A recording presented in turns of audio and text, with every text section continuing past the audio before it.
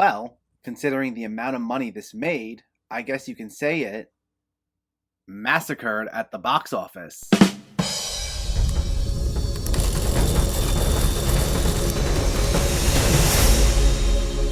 What's going on, everyone? Welcome back to my channel and a brand new review series. With the upcoming release of Texas Chainsaw Massacre, I'm going to first discuss all 8 of the other Texas Chainsaw Massacre movies, and once I get to my review of the newest film, I'm going to rank all 9 films. So, we're kicking things off with the original 1974's The Texas Chainsaw Massacre. Before we begin, let me know in the comments what your thoughts on this movie were, if you already saw it or if you were planning on seeing it, and make sure to hit that thumbs up button if you like these reviews, as it helps me out immensely by getting my content out there. And if you're new here, I hope you consider hitting that subscribe button so you can stay up to date with more movie related content like reviews and rankings on a near daily basis. But let's not waste any more time and let's talk about The Texas Chainsaw Massacre. This focuses on 5 friends who head out to rural Texas to visit the grave of a grandfather. On the way, they stumble across what appears to be a deserted house, only to discover something sinister within. Someone armed with a chainsaw.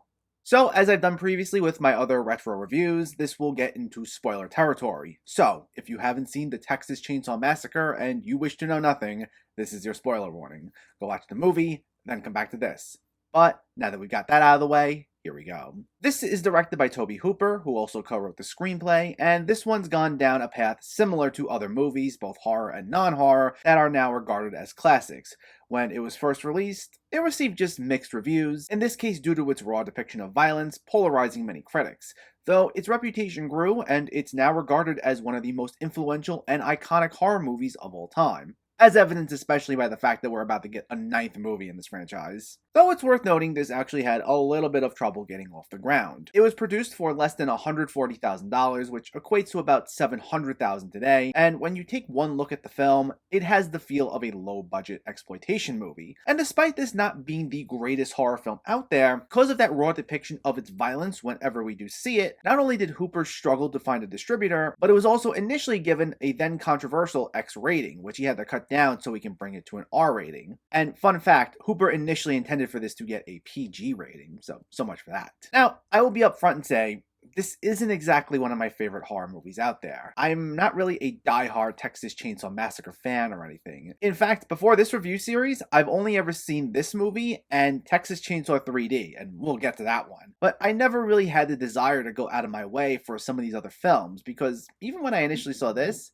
my initial response was, it's okay. It's a movie that I always respected for its influence on the horror genre. I respected how much Hooper had to go through in order to get it off the ground, as he had to work some long hours, 7 days a week to make it happen because of its low budget. I don't think it was a bad movie by any means, but this was never one I necessarily was keen on revisiting. If I was in the mood for watching a classic horror movie, this was never one that made it towards the front of the line for me. So I was really curious to see how this would hold up for me all these years later. Well, my opinion on this movie has improved, but still only by so much. Now, I'll be clear, I still respect the movie, and I do think it's good, but I still haven't hit the point of saying I love it. There are a number of things about it that I genuinely do like, but when it comes to some of my favorite slashers of all time, I still wouldn't put this towards the top of the list, even though I do think it's good. Now, what I will commend this movie for is the fact that it was ahead of its time. Decades before the found footage subgenre became popular, this actually presented itself in a manner similar to films like Blair Witch, Paranormal Activity, and all those other films. It doesn't contain the documentary format necessarily, it's still presented as clearly being a narrative film as are the rest of the films in this franchise, but it's presented as if we are watching a true story, and this is lost footage of these teenagers getting brutally murdered. We'll even get the now famous opening narration by John Larroquette that tries to sell it that way to us. Now, to be clear, this actually is not a true story. Parts of it were loosely inspired by real-life serial killer Ed Gein, but this is otherwise a completely fictional story comprising of completely fictional characters. Now, I will say, one thing I really respect this for is how it does give you the feel of being immersed in this world. One thing I always appreciate about a lot of independent films, especially in the 1970s at the height of a lot of auteur filmmaking, is that raw energy on display to give us an experience that it feels like we're right there with these characters, even with the sometimes grainy look of the film aside, and you get that here. The look of this film in particular goes for a very grimy, amateurish exploitation film that just feels dirty with a looming sense of dread. And while I'm not exactly a fan of exploitation films because I think those tend to take things a bit too far in ways that they try to shock you with its violence, I appreciated the approach Hooper goes for here. Like I said, he did not try to overdo it with the amount of violence shown here, despite the initial X rating, as well as this film's reputation as being extremely bloody and gory. But he makes it count whenever he does lean in on the violence. This does a good job of shocking you and making you feel uncomfortable, but not crossing the line where it's just flat out disgusting and gratuitous or shocking just for the sake of it. But to be clear, despite each moment of violence being over as quickly as they began,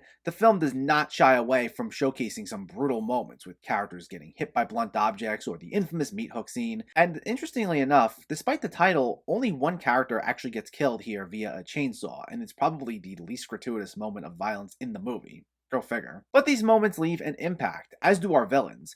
While Leatherface, here played by Gunnar Hansen, is the main villain of the film, as well as of this franchise as a whole, the entire Sawyer family is generally pretty memorable in and of themselves, even if not as iconic as Leatherface. Here, you have a character known as the Hitchhiker, played by Edwin Neal, who's revealed to be Leatherface's brother, and he torments our protagonist in an early scene where they pick him up, and he not only acts really weird, but then also cuts both himself and one of the members of the group, Franklin, before they kick him out of their van. Plus, you also have someone just known here as the Cook, played by Jim Cito, who initially appears as the proprietor of a gas station that they stop at early on, only to then be revealed as the head of this family later on in the movie. Plus, you have the barely alive, essentially decaying Grandpa Sawyer, who's just as evil but is too weak to be anything close to a real threat. But they're all memorable characters, with each of the actors doing a great job of being somewhat over the top, but in a way that's both menacing and unsettling. They're screaming and yelling at one another, and they're laughing maniacally, but they still give off the presence of people you don't want to mess with and need to take seriously. And it works. After you get through the first kill or two here, it leaves you unnerved, at least it did for me. So you really feel the stakes of each scene every time someone shows up, especially when you get to something like that iconic dinner scene. And it especially worked nicely for Leatherface in particular, who's mostly a silent villain, or at least one who can only communicate via grunts and screams. Yet with his hulking presence and brute strength, he managed to leave such a huge impact, despite never really being the main antagonist of the movie, which is something interesting to think about. Even though Leatherface is, well, the face of these movies, he's technically never the main antagonist, as he's always acting under some family member's orders, which in this case being the Cook. But his behavior is still unpredictable and you still fear him, and it makes especially that iconic shot at the end of the movie even more unsettling. Just this huge, imposing figure that you can't necessarily reason with, swinging around a chainsaw in frustration in broad daylight for what seemed like an eternity. It's great to see that a character who doesn't have to say anything leaves such an impact and not necessarily feel like just a generic movie villain. And that's great, especially because it makes up for the characters we primarily do follow, which is a big reason why this holds me back from loving it. Now, I know you don't necessarily go to movies like this for rich, overly complex character development, which isn't even completely true anymore given the direction modern horror's gone in, but at the very least, you need just a little something so that you have some sort of emotional attachment to these characters. I never really got that from this movie. For one thing, again, I know this is a low-budget film and Hooper worked with unknown actors, and I commend him for that, but sometimes the bad acting and disjointed, clunky line delivery was really distracting at times. And on top of that, these characters are pretty bland and lack a personality. Like, I found there to be absolutely nothing memorable about any of them. I know Sally Hardesty is a well-known final girl, and I mean Marilyn Burns is fine here, but outside of the fact that these characters are visiting her grandfather, and the fact she has a very iconic final moment herself as she escapes on the back of the pickup truck, but I mean, is there really anything that makes us feel something strong for the character that we instantly like and connect with her? I wouldn't say so. It's not like you learn much about her, besides the fact that these friends are going to visit her grandfather's grave, and I'd say the same thing goes for each of these friends. The most memorable thing about them to me is their respective fates. There isn't any really well-written dialogue among any of them. They're not exactly made to be so likable that it'll hit us hard when something happens to them. They feel like thankless side characters who are just fodder for Leatherface and the Sawyers. And I mean, when we get to the scenes where they come face to face with Leatherface and the Sawyers, those are truly memorable moments, but it takes some time to get there, and we're just left with these kind of boring characters. And the fact we spend so much time with them for such a good chunk of the movie, with really nothing to be felt in these sequences, made me had a hard time loving this as a whole. The only one who I remember distinctly for how they are throughout this movie is Sally's brother Franklin, and it's really not for a good reason. This doesn't seem to be talked about enough, but I find this character very annoying, to be honest. I appreciate that someone in this group had a personality, but he had easily the most annoying one. I found it grating when I first saw it, and I still didn't like him upon this most recent rewatch. Most of his dialogue is made up of complaining and whining, like almost the entire time we see him, and done with the corniest delivery possible. Again, I know all these actors in this movie weren't the most experienced by this point, but that fact, along with just this character's general personality, made him really aggravating to follow after not too long. And he's featured the most prominently of all the protagonists after Sally, so it gets tiring pretty quickly. And it's another reason why it's hard to connect with or really root for anyone here. There's no denying the influence of the Texas Chainsaw Massacre. Produced on such a low budget with limited resources, Tobe Hooper does a great job at creating such a grimy feeling, uncomfortable movie filled with brutal moments of violence and some truly memorable horror villains that make it a fairly engrossing and chilling watch. While its lack of a true emotional core, due to not having any really likable protagonists, does hold it back a bit, it can still be an unnerving experience that has left a lasting legacy. The Texas Chainsaw Massacre gets a 7.5 out of 10.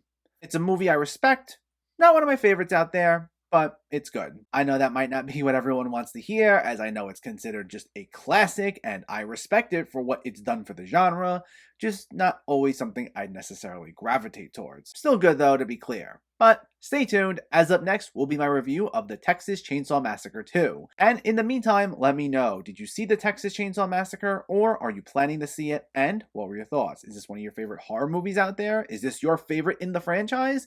Let me know in the comments below so we can discuss. Also, if you enjoyed this video, please give it a like and share it. And for more movie reviews and film discussion, please make sure to hit that subscribe button to stay updated. Thanks for watching, everyone, and keep having fun with film.